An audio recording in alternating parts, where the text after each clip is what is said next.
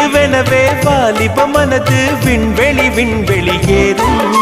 மன்னவா ஒரு கோயில் இந்த மாளிகை எதற்காக? தேவியே என் ஜீவனே இந்த ஆலயம் உனக்காக.